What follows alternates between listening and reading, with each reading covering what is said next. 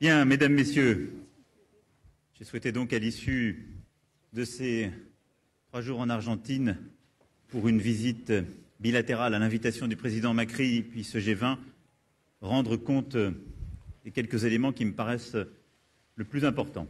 Sur la partie bilatérale, nous avons eu l'occasion avec le président Macri de nous exprimer et je pourrai y revenir en fonction de vos questions.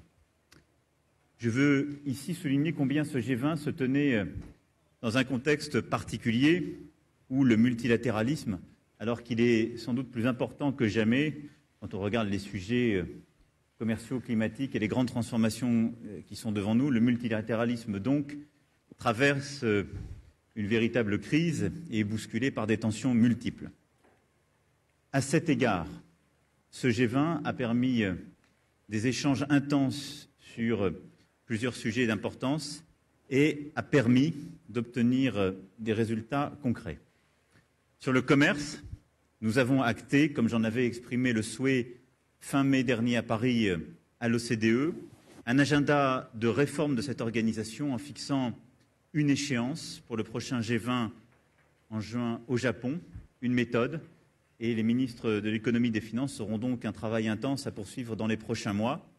Nous pensons très profondément que cette modernisation de l'Organisation mondiale du commerce est en effet absolument indispensable et que le travail à l'OCDE pour moderniser l'OMC fait partie justement des prochaines étapes indispensables pour améliorer notre multilatéralisme en la matière. Les travaux de ces derniers jours ont montré sa nécessité et il y a eu une véritable convergence sur ce point. Nous avons d'ailleurs confirmé un attachement unanime à un système multilatéral fondé sur des règles, ce qui là aussi était un point important. Sur le climat, notre ligne rouge était le soutien des 19 membres, c'est-à-dire le G20 hors États-Unis d'Amérique, à l'accord de Paris. Nous l'avons, de même qu'un engagement à fixer des règles nouvelles lors de la COP24 qui commence dès demain à Katowice et la reconnaissance de l'alerte majeure que représente le récent rapport du GIEC. Sur le sujet du climat, là aussi, nous avons eu des discussions intenses. Aucun recul, justement, n'est advenu durant ce G20, ce qui était la crainte de beaucoup. Nous avons réussi à remobiliser fortement les initiatives, d'une part avec une déclaration plus explicite encore qu'il y a un an, sur en particulier le processus ministériel de fixation de nos objectifs et de rehaussement de nos objectifs. Ensuite, nous avons eu plusieurs discussions pour préparer justement la COP en Pologne et je souhaite vivement que tous les Européens puissent affirmer le rehaussement de leurs engagements durant cette occasion. Et enfin, nous avons pu clarifier des éléments de financement avec le secrétaire général des Nations Unies et la Banque mondiale en la matière, en particulier à l'égard de quelques pays comme la Turquie, qui étaient très demandeurs de ce point, et c'était normal. Sur le climat, je souhaite aussi souligner 2 sujets, je dirais, hors négociation du communiqué, qui étaient à mes yeux importants. Nous avons signé, nos ministres des Affaires étrangères, entre France, Chine et avec le secrétaire général des Nations Unies, ont signé un texte important réaffirmant notre engagement commun et fixant des lignes communes plus ambitieuses que celles qui existent sur le plan multilatéral, ce qui montre d'une part l'engagement chinois en la matière et le bon travail en franco-chinois que nous avions en particulier relancé en janvier dernier. D'autre part, nous avons tenu une réunion avec le Premier ministre de la Jamaïque et le secrétaire général des Nations Unies pour arrêter une méthode de travail puisque, vous le savez, en septembre 2019 se tiendra à New York un nouveau sommet sur le climat à l'initiative du secrétaire général et la Jamaïque et la France ont ensemble la responsabilité de la mobilisation des financements publics et privés. Et donc nous avons arrêté à la fois un calendrier et une méthode sur ce point. Sur le climat aussi, donc comme le commerce, je considère que ce G20 est au rendez-vous de nos attentes et que nous avons pu obtenir les avancées souhaitées. D'autres éléments qui étaient des priorités françaises ont été actés par tous. La priorité à l'éducation des jeunes filles dans nos politiques de développement. Vous le savez, c'est une priorité de l'agenda français. Et nous avons en début d'année à Dakar participé, en coprésident avec le président Sall, justement au partenariat mondial pour l'éducation et à une nouvelle levée de fonds qui a permis d'avancer sur ce point. Deuxièmement, la reconstitution du Fonds mondial SIDA, dont la France accueillera la conférence à Lyon en 2019 et qui fait partie là aussi d'un de nos engagements forts en matière de santé. Le grand message de ce sommet, c'est aussi que l'Europe se fait entendre et fait entendre sa voix quand elle est ferme et unie. J'en ai fait solliciter avant le début de ce G20 une réunion de coordination avec l'ensemble des pays membres et invités européens et les institutions européennes pour que nous puissions préciser sur le commerce, le climat et plusieurs autres sujets des positions communes. C'est, je crois, un élément qui a permis à la fois de témoigner de notre crédibilité collective, de notre volonté d'avancer. Et je crois profondément que si l'Europe ne défend pas ses intérêts et ses valeurs ensemble, nos pays deviennent inaudibles. Et je crois très sincèrement que ces résultats que je viens d'évoquer ont aussi été permis grâce à l'unité européenne. C'est pour la première fois qu'un G20 s'est ouvert sur une telle coordination à notre initiative pour porter un message commun. Et je considère que c'est extrêmement important. L'Europe doit porter aussi plus d'ambition en matière climatique comme en matière commerciale. Nous souhaitons aller plus loin. C'est pourquoi nous serons moteurs sur le travail de modernisation de l'Organisation mondiale du commerce. C'est aussi pourquoi je souhaite que l'Union européenne monte son engagement à la hausse d'ici 2020 quant à sa contribution à l'accord de Paris. C'est ce que les Européens devraient parvenir à faire dans les prochains jours à Katowice. Je veux souligner que cette action résolue, internationale et européenne, n'est en aucun cas superfétatoire ou un luxe pour notre pays. Elle est directement dans l'intérêt de la France et des Français. D'abord parce qu'elle contribue d'un agenda international que nous avons fixé, où nous défendons à la fois nos intérêts et nos valeurs. Et nous aurons à les défendre l'année prochaine, puisque la France aura à présider le G7, qui se tiendra à la fin du mois d'août à Biarritz. Et ce G20 a aussi permis une coordination avec nombre de nos partenaires, à la fois membres du G7 ou partenaires que nous souhaitons associer selon les formats à Biarritz. Elle a aussi permis une passation de témoins avec le Canada. Mais de manière très concrète, je vais ici vous dire que les avancées que nous avons obtenues en matière commerciale, ce sont des choses très concrètes, tangibles pour nos filières industrielles, commerciales. Et quand je parle de commerce avec le président Macri, je défends l'ouverture des marchés, la protection de nos filières agricoles et ce qui est l'intérêt de notre économie. Quand je parle du climat avec le président chinois et le partenariat que j'évoquais, je défends évidemment l'accord de Paris, mais c'est le prolongement direct de notre ambition climatique et des transformations que la France opère pour elle-même. Quand nous nous coordonnons autour de la table sur les sujets comme l'énergie pour justement obtenir les cours du pétrole les plus bas possibles, ce qui a été l'une des discussions de ce G20, c'est évidemment aussi pour l'intérêt de nos concitoyens. Quand nous parlons de la stabilité de grands acteurs communs avec le Premier ministre japonais, nous parlons d'industrie et d'emploi en France. Il n'y a pas deux planètes ou deux mondes. Défendre les intérêts de la France, c'est être présent et combatif partout. Et c'est ce combat concret des résultats que nous avons ici portés durant ces 2 jours de G20 et auparavant dans cette visite bilatérale et que je continuerai à porter avec la même clarté et le même engagement. Je voudrais, pour conclure, avoir 3 mots. D'abord, un mot de remerciement pour le président Macri, mot de remerciement et de félicitations, car non seulement il nous a formidablement accueillis, mais il a réussi à faire de ce G20 un véritable succès par son engagement et sa présidence. Un mot de condoléances pour le peuple américain suite à l'annonce du décès du président Bush. J'ai transmis mes condoléances personnelles et les condoléances de la nation française au président Trump, mais je souhaite ici le faire aussi publiquement. Enfin, un dernier mot sur le contexte français, et parce que je ne répondrai, conformément à mes habitudes, à aucune question sur ce point.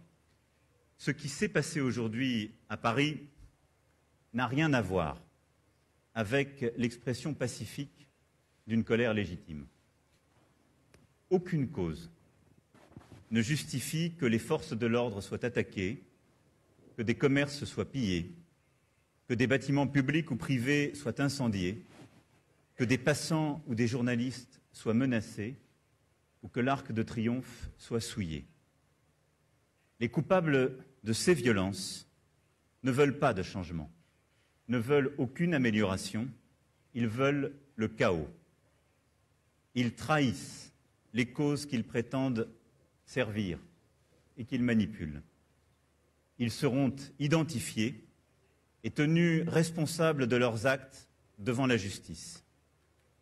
Dès demain matin, à mon retour, j'ai convoqué une réunion avec le Premier ministre, le ministre de l'Intérieur et l'ensemble des services compétents.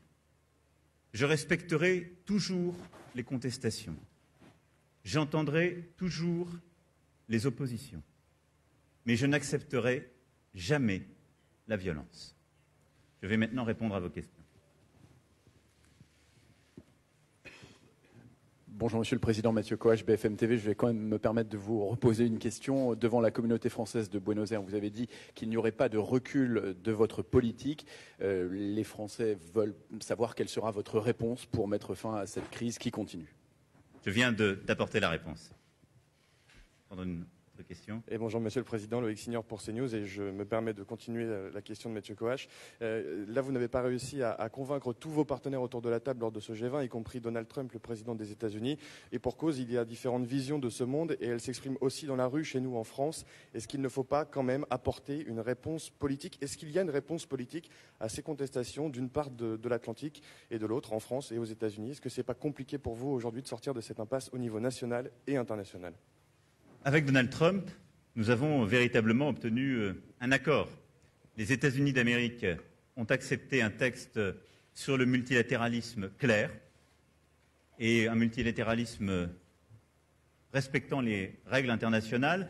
Ils ont accepté un texte clair en matière commerciale que nous avons longuement discuté et qui est très clair sur la réforme de l'OMC et l'objectif commun que nous poursuivons. Ils ont accepté un texte clair en matière énergétique. Le président Trump, ce matin, s'est exprimé en séance plénière pour d'ailleurs dire que s'il ne suivait pas l'accord de Paris, il souhaitait être pleinement engagé en matière climatique également.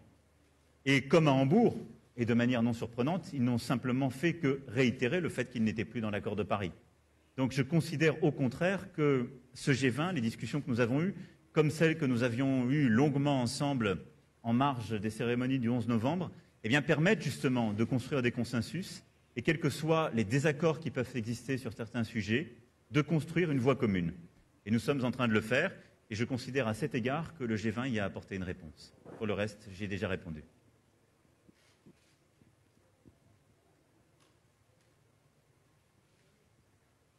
Allez-y. Hello, Daniel Politi with the New York Times. Two questions quickly. If you could speak briefly about, not the violence per se, but I wonder if you could talk about what you attribute the anger on the streets in Paris today, and whether you think that your government hasn't done enough to respond to it. And beyond that, with G20, you talked a little bit about Prince Mohammed, and we all saw the video of you talking to him yesterday. I wonder if you got a chance to see the report that came out today about his contacts with the authors, alleged authors of the murder of journalist Khashoggi. If you feel like he lied to you yesterday, if you feel like he told you the truth, if you could expand a little bit on what he told you and what you expect from him now after the exchange that you had with him yesterday. Thank you. Sur la première question, j'ai eu l'occasion de m'exprimer en début de semaine en France sur le sujet plus en profondeur et expliquer quelles étaient à mes yeux les interprétations de cette crise. Et j'ai répondu sur l'autre partie au début de mon propos. Sur le contact et l'échange que j'ai eu avec le prince héritier d'Arabie Saoudite, je lui ai strictement dit ce sur quoi j'avais souhaité qu'il y ait une coordination européenne. Il y a pour moi 3 sujets sur lesquels nous devions être parfaitement coordonnés, qui sont les 3 messages que je lui ai livrés. Le premier, nous souhaitons tous avoir la clarté des faits sur l'affaire Khashoggi et nous avons besoin d'une enquête parfaitement crédible sur le plan international. Aujourd'hui, il y a une enquête en Arabie Saoudite, une enquête en Turquie. Notre souhait, c'est que le résultat de ces enquêtes ait toute crédibilité sur le plan international et donc qu'il y ait des mécanismes de coopération et de transparence qui permettent de l'élaborer. Il en a pris acte et je n'ai pas eu sur ce sujet d'autres réponses. Je n'en attendais pas à court terme ou sur le vif. Ensuite, sur la guerre au Yémen, j'ai réaffirmé notre volonté d'obtenir une issue politique dans les meilleurs délais de ce conflit. J'ai eu plusieurs fois l'occasion d'en discuter avec le prince héritier, comme avec le prince héritier des Émirats arabes unis, qui s'est rendu à Paris il y a quelques semaines. Je lui ai réaffirmé notre souhait d'aller dans cette direction, notre volonté aussi d'améliorer et de renforcer les actions humanitaires à l'égard de la population civile. Nous avons tenu en juin dernier une conférence sur ce sujet à Paris, et je souhaite que nous puissions renforcer les actions européennes et les actions partenariales sur ce point. Il en a là aussi pris acte, mais nous attendons des résultats concrets. Enfin, nous avons passé également un message très clair de coordination sur le plan international et de coopération sur le plan des cours pétroliers. Nous avons eu l'occasion d'avoir cette discussion en séance plénière. C'est une discussion qui se poursuit, mais les résultats en ce moment sont plutôt positifs. Presidente Macron, Douglas Javier León de Telefe Bahía Blanca, Argentina. Alors, por aquí. Voilà, Hola. vous n'avez pas vu. Sí, dijeron que podía hablar en castellano, así que pouvez vous le quería adresser hacer la parole en consulta. espagnol. Donc j'ai une question à vous Quería saber poser. si Je después voudrais de este savoir si, G20 suite existen à ce mayores G20, posibilidades de que haya un vous acuerdo considérez entre qu'il y a plus de Mercosur y la possibilités Unión qu'il y ait Europea, un y si accord va entre le Mercosur et l'Union a européenne, intentar et convencer si a Bolsonaro vous para essayerez que de se una a un convaincre acuerdo de este Bolsonaro tipo. pour qu'il rejoigne un accord de ce type. Alors, nous avons eu en début d'année avec le président Macri une discussion extrêmement franche et constructive sur le sujet du Mercosur. La France a des priorités, elle a des filières sur lesquelles elle souhaite que ses intérêts soient pris en compte. Et d'ailleurs, ces intérêts ont toujours été profondément défendus par la Commission européenne, en charge de ces négociations, comme ils ont été respectés par nos partenaires. Je pense en particulier au président argentin. Les derniers mois ont permis des avancées, encore modestes, mais il est clair que l'élection du président Bolsonaro change cette donne. Il ne m'appartient pas ici de me prononcer sur ses intentions. C'est au président Bolsonaro, en temps voulu, de clarifier les choses. Je l'ai dit pour ma part, la France ne soutiendra pas d'accord avec des puissances qui ne respectent pas l'accord de Paris. Pour une raison totalement évidente, c'est que nous ne pouvons pas demander à nos concitoyens, nos industries, nos agriculteurs, nos acteurs économiques de faire des efforts pour aller dans une transition que nous jugeons indispensable et le lendemain signer des accords avec des pays qui veulent s'affranchir de ces mêmes obligations. C'est donc un choix d'abord du Brésil. J'ai en tout cas dit au président argentin que si elle n'était dans le Mercosur, une discussion avec l'Argentine tout au moins pouvait prospérer, tant la relation bilatérale est forte et la coopération exemplaire.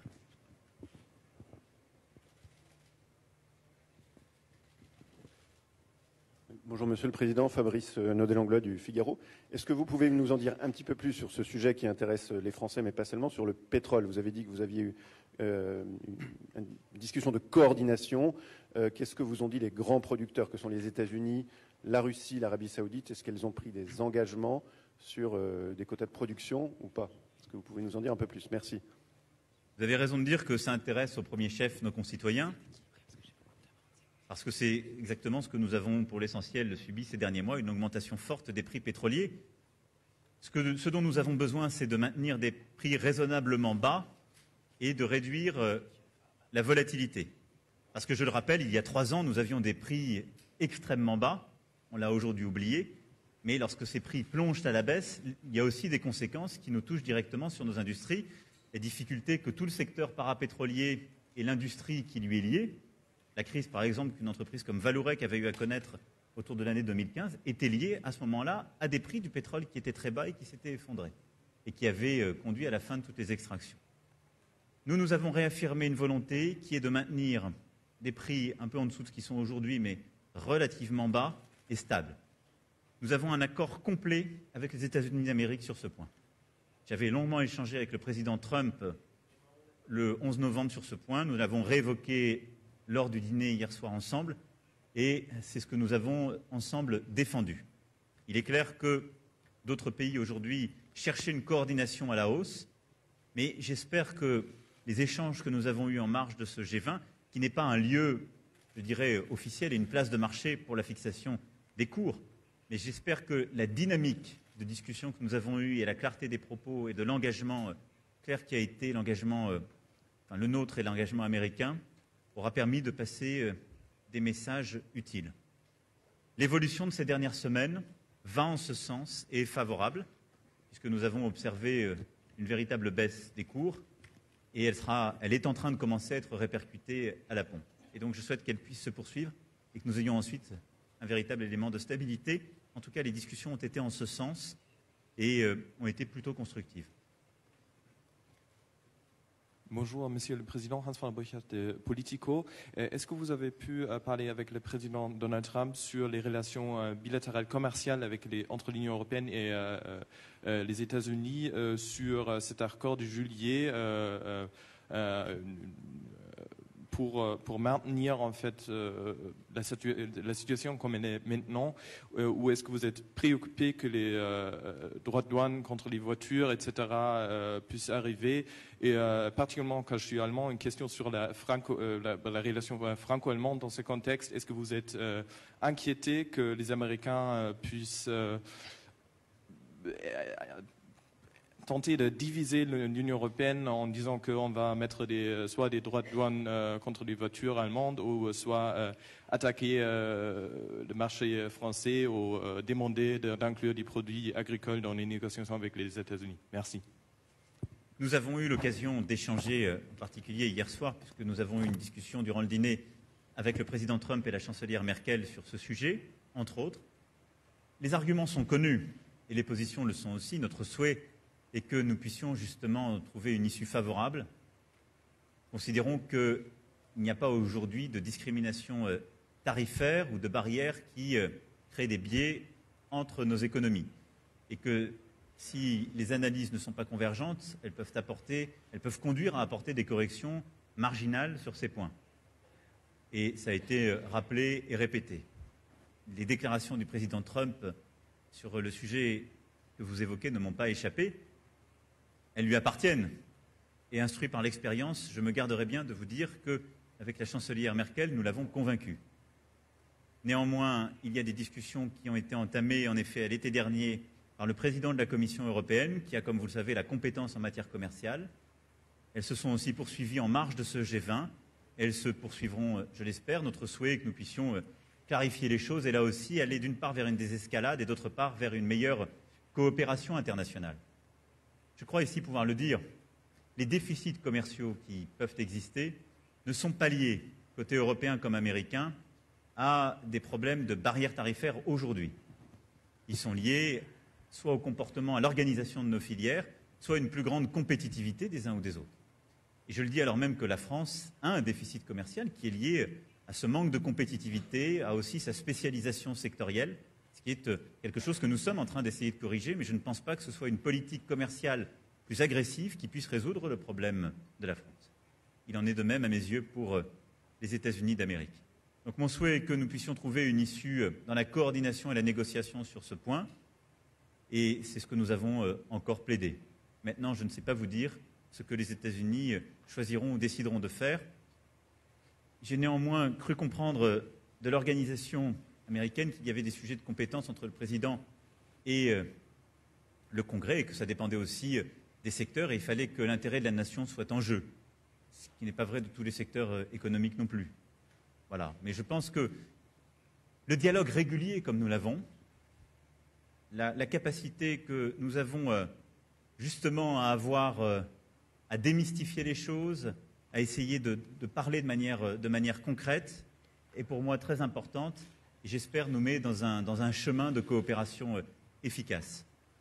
Mais aujourd'hui, vous savez, je veux surtout avoir un mot d'amitié pour le président Trump et la nation américaine compte tenu de ce qui s'est passé. C'est pour moi le plus important quand on est deux grandes nations qui avons un tel passé commun. Je vais prendre encore 2 questions.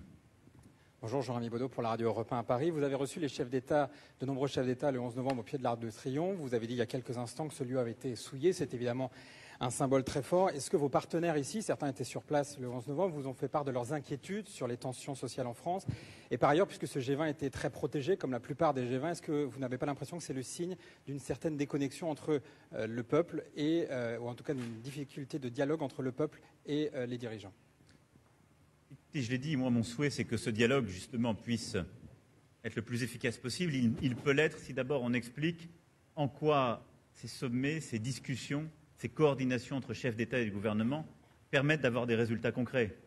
Vous savez, dans ces cas-là, il faut toujours raisonner à l'envers, par l'absurde, comme on dit en mathématiques. Si nous ne tenions pas ces sommets et si nous ne nous coordonnions jamais, qu'adviendrait-il? À coup sûr, l'état de guerre. L'état de guerre commercial, environnemental et sans doute géopolitique.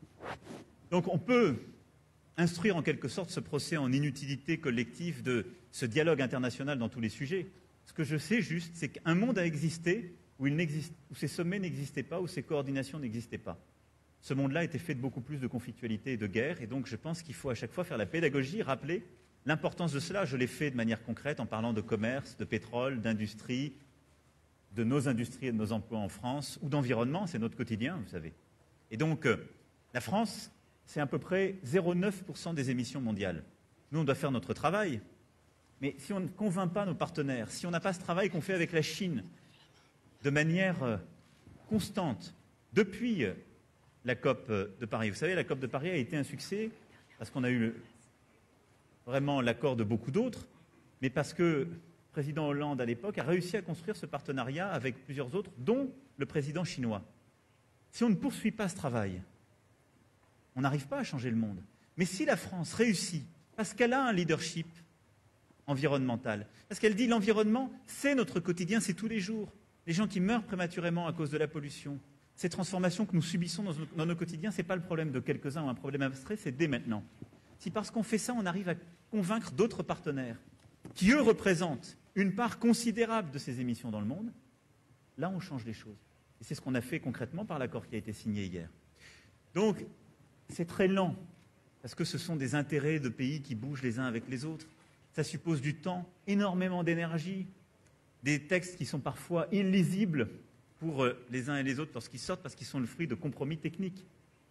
Mais je suis intimement convaincu de l'utilité, de la nécessité de ces réunions. Parce qu'elles permettent justement d'avancer et progressivement, on voit le chemin fait. Simplement, c'est une tectonique des plaques. Et donc cette avancée, on ne la voit pas en un jour par une déclaration. Il y a parfois des moments de jaillissement, mais on la voit à l'aune justement d'évolutions progressives qu'on arrive à mener. Et on la voit quand elle recule. Et donc il faut cette énergie-là pour tenir les choses ensemble et éviter ce recul. Et je pense qu'il faut faire cette pédagogie. Alors oui, depuis, vous savez, très longtemps, il y a toujours eu une contestation quand il y a des sommets internationaux. Ça ne date pas d'hier. Et sur ce point, c'est lié, je crois surtout, à une contestation dite altermondialiste qui a toujours existé. Moi, je pense que c'est bien qu'elle existe. Je ne légitime pas sa violence. Et on l'avait vu l'année dernière encore plus fortement à Hambourg avec les Black Blocs et ce qui s'était passé et qui était inacceptable. Et donc là aussi, je crois qu'il faut se méfier lorsque on parle du peuple tout entier en ne regardant que la violence de quelques activistes. Les peuples c'est nous les peuples, collectivement. Un peuple, c'est l'ensemble d'une nation. Moi, je crois dans l'intelligence des peuples, je crois dans leur volonté de faire. Je crois qu'un peuple ne se résume pas à une minorité activiste, contestataire, qui parfois fait le pire, comme on le voit en marge de ces sommets. Je crois qu'on a collectivement, les responsables politiques et les décideurs, les intellectuels, les leaders d'opinion, les journalistes, cette responsabilité, pas toujours dire il y aurait d'un côté le peuple et les autres. Non, le peuple, c'est nous. Et de dire le peuple, on doit l'informer au mieux, on doit constamment être dans un travail d'éducation, on doit voir où on a envie d'aller collectivement. C'est nous tous. Où est-ce qu'on a envie d'aller? Est-ce qu'on a envie de changer les choses ou pas? Et quels sont les projets qu'il y a? Et les temps démocratiques que nous vivons au moment des élections servent à trancher cela. Sinon, je pense qu'on rentre dans une grande confusion et que cette confusion ne mène nulle part. Je vais prendre une dernière question. Oui, bonjour, Angela Shelton de l'agence de presse AP. D'abord, qu'est-ce que vous allez faire si Donald Trump ou son administration ne tient pas ses engagements dans le communiqué final aujourd'hui? Et deuxièmement, dans le communiqué final aujourd'hui. Et deuxièmement, on a vu votre échange avec le prince héritier saoudien. Qu'est-ce qu'il vous a dit, soit pendant cet échange, soit dans vos discussions après? Qu'est-ce qu'il a dit concrètement? Sur le prince héritier saoudien, j'ai répondu à votre confrère exactement ce que je lui avais dit, et le fait qu'il a essentiellement pris acte. Voilà, et après, ces discussions appartiennent à la relation bilatérale, et il lui appartiendra d'apporter à la communauté internationale la clarté sur ce point. C'est mon souhait le plus profond.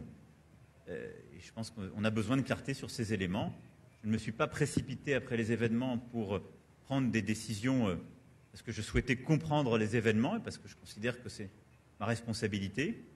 Mais il lui appartient maintenant d'apporter toute la clarté et les éléments de clarification dans, je l'espère, les jours ou les semaines qui viennent. Et j'espère que c'est ce qu'il fera. Ensuite, sur l'administration américaine et le président Trump. Le président Trump était présent à la cérémonie, à la session, de clôture. Il n'a pas exprimé de dissenting opinion, comme on dit aux États-Unis. Le seul dissent, il est dans le texte, comme à Hambourg, sur le fait que les États-Unis d'Amérique ont réitéré le fait qu'ils n'adhéraient pas aux accords de Paris, mais même dans son expression, le président Trump a dit qu'il considérait que la lutte contre le réchauffement climatique était importante, et pris d'ailleurs comme un signe d'engagement fort de sa part. Et donc, je ne vais pas spéculer sur cela. Je pense que son équipe a négocié, il était lui-même présent, et on va continuer à avancer ensemble sur ce point. Voilà. Très bien, mesdames, messieurs. Je vous remercie en tout cas pour votre attention et je vous souhaite une bonne fin de journée. Merci à vous.